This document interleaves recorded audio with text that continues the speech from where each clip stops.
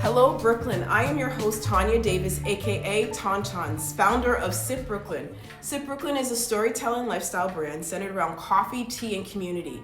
We spotlight small and local businesses across Brooklyn that pour love and creativity and connection into every single cup. Our mission is simple: shop small, drink local, sip smart.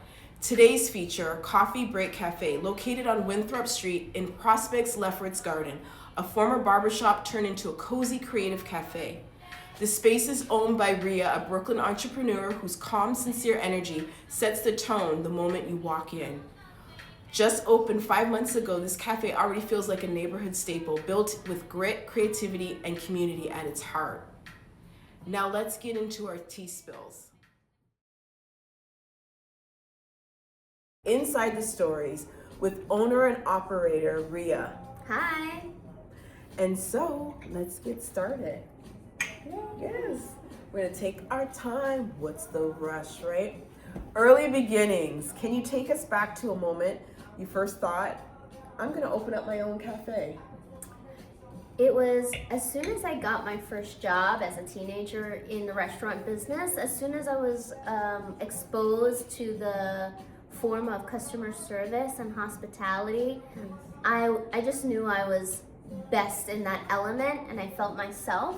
That's when I knew I wanted to open something of my own. Yeah, I could feel that coming through, that customer service. Thank you. I knew you had some background in that. And then the location. Everybody knows location is everything. So what inspired you to choose this location? Mm-hmm. We are on Winthrop Street, right off of Flatbush. Well, I grew up in Brooklyn. I'm a Brooklyn native right from Sunset. It's good to hear. To be able to say that I've opened a shop at home is a very big deal to me. And I like the fact that I'm a few feet in from Flatbush Avenue, and that's what makes it very intimate for me. Nice. Yeah. The space, for those that are not familiar with the area, the space used to be a barber shop, and it used to trim hair. So now it's turned into a coffee shop where we trim stress. Yes. So what is the reason, or what is the vision of the space, and how did you potentially know that this would be a good coffee shop? Well, I came across this place while I was strolling the area, and I just decided to call the number in the front. And we came to take a look. It was my dad and my older sister that came with me. One, it was the exposed brick for us that really, we were like, okay, it gives the beauty of it. But it was also the outlets all along the perimeter, because that's where all the chairs were, the benches were. I'm seeing. And that gave it away where this could be a space and a third space where people come to work. Right. It's a really decent sized space where there's lots of chairs, lots of outlets where people can work remotely, right off the busy Flatbush, but right off the cuff. But they can walk into the noise and then come into a little bit of cozy quietness. Yeah. That's smart. So I see the vision for the space. I see what you did with the space. I see that there's local artists. Talk about some of the artists here, and why did you choose to use this space or the walls to celebrate, the local artists, as opposed to, dressing it with whatever you want to dress it with? So the first artist that I had up, his name is Charlie Green. He's somebody I knew before we opened the cafe, and we had shared the concept of what we wanted to do and what we wanted to do for artists in general. And so he shared his work, and his work was the first pieces we put up. Okay. All the rest of the artists, the 3 or 4 other artists that we do have up, they all came in as customers, and they live in the neighborhood. That's awesome. And they just started asking questions, and we stayed in touch. And it's really hard being an artist in general. And we wanted to just share our space and our walls to give them exposure as to their talents and how talented they just are. And it's a very direct customer to artist relationship and interaction. So all the sales do go to the artist. Say that again. All the sales do go to the artist. Yeah, and we're just honored it's our pleasure to be able to share that with everybody in the community. Okay, let's talk about vision and what it means. Your blends, coffee blends, and the pastries feel calm yet intentional. Yeah. So what experience do you want people to have when they partake in your coffee and your pastries? As far as the blend that I did decide to go with, I know that I'm a very picky person when it comes to my coffee. It has to hit just right in the morning. But I'm also someone who likes a very dark, decadent, and bold kind of blend. Same here. Yeah, something a little bit heavy set. And I curated my pastries and the selection of the pastries around in order to complement the blend that we do use through our espresso or our drip, whether it's the start to your day or the cherry on top too. Cherry on top. Yeah. Vibes don't lie, right?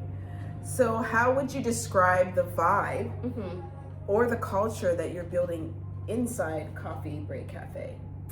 I wanted my space to radiate coziness and a welcoming vibe. To anybody who walks in through the door, you feel cozy? Yes, I do. Yes. A lot of the times I do describe my space as kind of like a living room.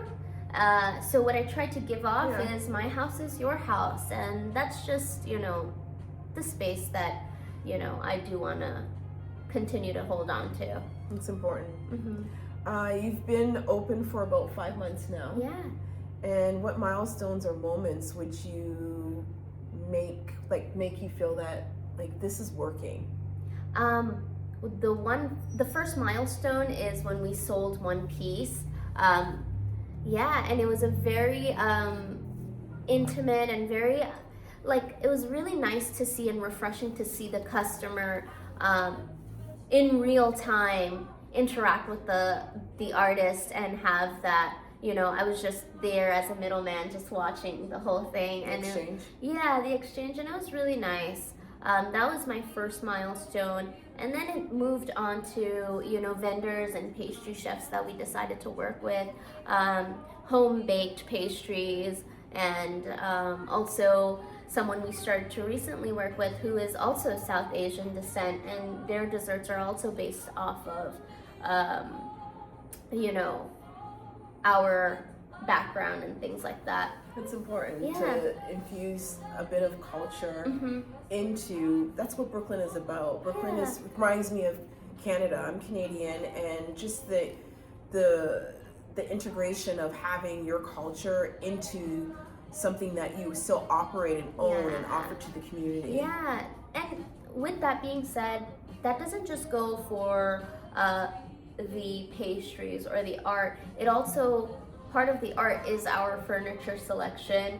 Everything does have a South Asian touch to it, which I personally resonate to, and it's probably my favorite thing to talk about every day. Okay. Outside of that, of the culture and the vibe, by the end of the first year, what kind of impact do you want, or do you hope that this cafe has on the neighborhood and the people that walk through these doors? So I know that within these first months, we did come in strong with a very warm and inviting kind of atmosphere for the community, and I get to see frequent and familiar faces every single day. I just hope that I can, and I will, carry this on to as though we just started yesterday.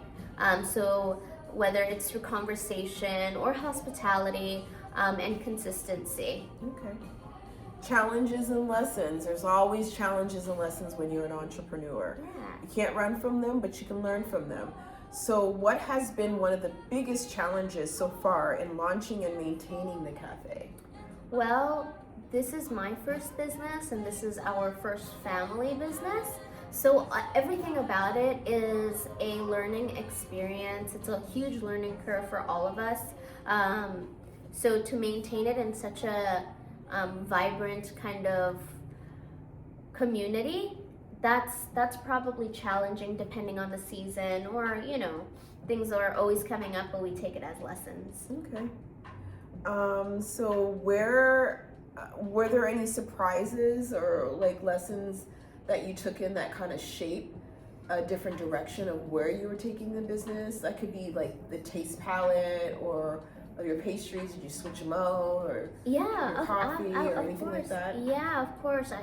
Definitely with the pastries we did, a lot of it was trial and error.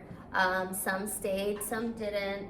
And also I think just the setup of the atmosphere was one of the biggest challenges, because we did want this to be perfect and intentional. So it did take a lot of moving things around and back into place. So a lot of that, yeah. Okay. How was your experience as a woman of color influenced your approach to entrepreneurship? Growing up, I didn't see many South Asian women, having a business, or it just wasn't, I didn't see a lot of South Asian or women of color in general being the drive of something independent. So to be able to do that as a second generation of immigrants, it's very it's honoring, and it's like carrying this huge heavy torch almost. Mm-hmm. But you're doing it well. Thank you. Okay. The cafe experience. Walk us through a typical day from opening to closing. We're filming late today, so we're tired, but we're here for you guys. We're here for you. So walk us through the typical day from the opening to closing, and what happens here to make you smile. I have a pretty much clockwork routine. I come in and I start baking my pastries. And honestly, what makes me happy is the first person I do see, because you guys. Yeah, and it's like where I kind of invest my energy into, and that's where it just starts. It sets me off for the day. And again, it's familiar faces and it's new faces every morning. So it's service. And hospitality. Hospitality. It's a great answer. Tell us about your menu and the coffee beans and the teas, as we are drinking my favorite. I'm getting it hot today. It's hot hibiscus tea. Yeah, it's cold But outside. the pastries. So talk us through your beans, your selection, the tea, the pastries. So with the coffee, like I said, it was very intentional as to the taste I was looking for, and the aftertaste it left. Is it a local? Yes, he is a Brooklyn-based roaster. His name is Ionis, and he was really able to walk me through and cater to what I was looking for, which was very refreshing, and I always appreciate him.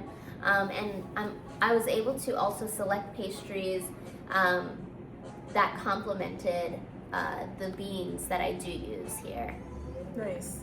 And then the teas. We can't forget about the tea. No, can't forget. Our tea girls, our tea tribe. Yeah, I drink tea every day. I love the tea selection I have. I make sure I have some really good herbal teas, as well as cozy ones. My go-to right now is probably the Moroccan mint. Okay, so you have the Moroccan mint, you have the hibiscus. Yeah. What other I blends? have lemon ginger, a nice chai spice. I love a chai spice. Yeah, we have the classic Earl Grey. Okay. And English breakfast. And what else am I missing? The green tea? Yeah. You guys should come and check out her teas, her coffee blends, the pastries. Yum, yum. I love that you have games. So over on our right, she has games like Uno, and they're, people come in here, do they pull from the game pool? Oh, yeah. A lot of our games are actually vintage games as well, or I don't know if I should call them vintage, but they are classic games that are from estate sales. So it's really nice to see that people coming in and just pulling out games that you don't usually see. Nowadays we play Uno and Connect Four, which is, the very popular ones, but it's really nice to see them pull out the classical game, like, oh my god, they have this. Yeah, that's awesome. Yeah. Family time, girl time, playtime. So I don't think you could see this, but if you come in, you'll be able to see that they have this nice window view where you can look out into the community on Winthrop, and you could even peek and see, a little bit of the action that's going on Flatbush, because there's always something going on. Yeah. But come and check it out. They have everything that you could want: Wi-Fi, outlets, tea, coffee, pastries, Conversation. You might even see me in here, and the staff is warm. You have artwork, local artwork, and like she said, she's here of service. So she's here to service the community.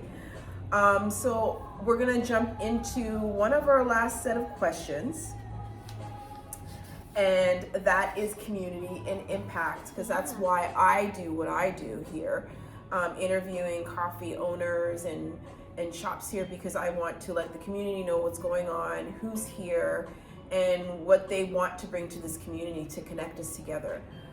What do you hope the space gives back to Flatbush and the surrounding community? We would, on the agenda is to eventually have events for the community, and host local artists and clubs and different niches that do deserve a space for it. So things like that, we do want to curate and hold that space here and give back to the community in a sense. There's so many small businesses that already participate in things and like that, so we want to be one of them. You hear that? She wants to circulate the love and the support for the community. So how do you hope to inspire and collaborate with other local small business owners? Because we're all in this together. Well, I'm still coming across new ways to collaborate and still discovering all the new, the smaller businesses in the neighborhood. We just finished, I believe, Small Business Saturday. Yeah, I saw the shop small, and there was like a lottery and somebody won something. Yeah, so that was my first time participating in something like that, and that was really exciting, and I want to do more of that. And what was it called again? It was Shop Small? No, it was Small Business Saturday. Small Business Saturdays, Yeah. Okay. Yeah. And what did the lottery winner win? What did they win? They won a bunch of gift cards from all the local small businesses. From us, they won a coffee break tote bag. It was our first merch that we did put out, and a bag of beans. Nice. Coffee beans, yeah. Okay, so how do you intend for you to always have an impact on the community, and like, what do you see yourself doing in the next year, next 2 years, 2026, because that's coming right around the corner? Definitely events. Okay. Definitely different kinds of events, Community building events, and just, I guess, also just showing more exposure or giving exposure to more artists in the neighborhood. So that's what I have in the works for I like that. the space. Yeah. So since we're already talking about 2026, so we'll go into more future and growth. And so you talked about events and you talked about new additions. So what does success look for you beyond profit? Honestly, again, I feel like I already feel it, because I get to talk to people every single day and catch up with the same people every day, and I just I'm gonna make sure that that's gonna stay there. That's beyond, everything else, the profit or, whatever a business comes with. But I guess I could say it just feeds my soul when I get to talk to the same people.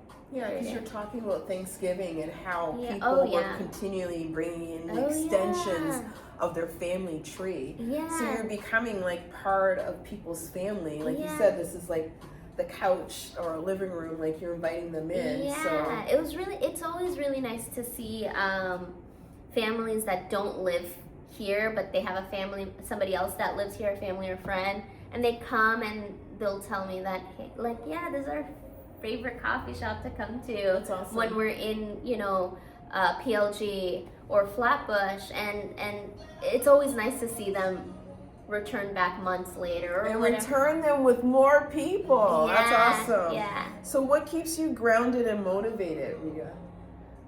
Well, I think it starts from family. You know, I think with my dad, it's his very first business, and as his daughter and second, like, you know, generation of immigrants here, it's really nice to be able to, you know, see him as motivation and just give him something that he was working towards for the last 30 years that he spent here. So legacy building. Yeah. Okay. Yeah. That sounds good.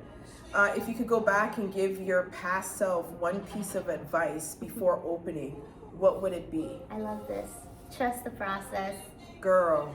Do it sad, do it happy, do it scared. Just trust the process. Yeah, I there's like only that. one direction. I like that. I would cheers to that. So, what we're gonna do now is we're gonna take you way back. No, we're gonna take you into the kitchen and give you a couple of tutorials on what do you want to show the audience? What do you want to share with them? The espresso. We shared a little teaser of the matcha. Yes, we did. Would did. you like an espresso, Tanya? You don't have to ask me twice. Let's Yes. do it. So we're gonna take you into the kitchen. Hold tight.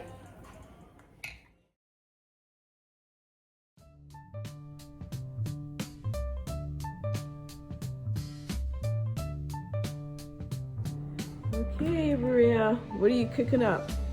We're gonna make you a nice little fuzzy little cortado. Oh, nice! I'm so With excited. your milk of choice. Oat milk? Is that Yes. your typical? I would say not typical. I'm very open and flexible. I do almond. I do. Do you like my red little mug? Yeah, that's suit. It matches my red lipstick. Ruby woo. Yeah, it's a nice deep red. I saw it and I was like, I must get it. Right.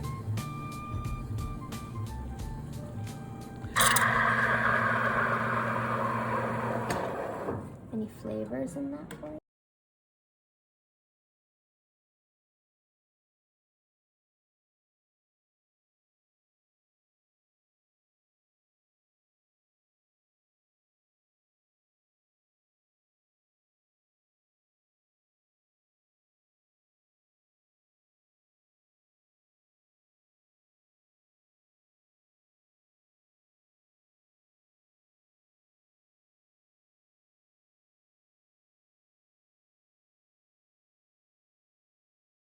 Better, maybe a little messy.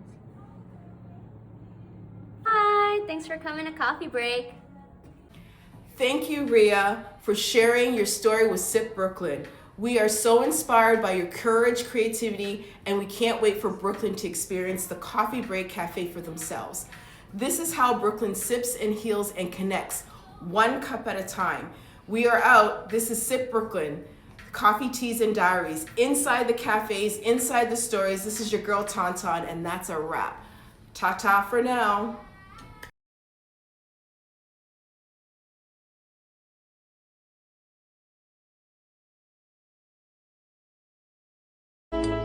That's the way every day goes. Every time we've no control.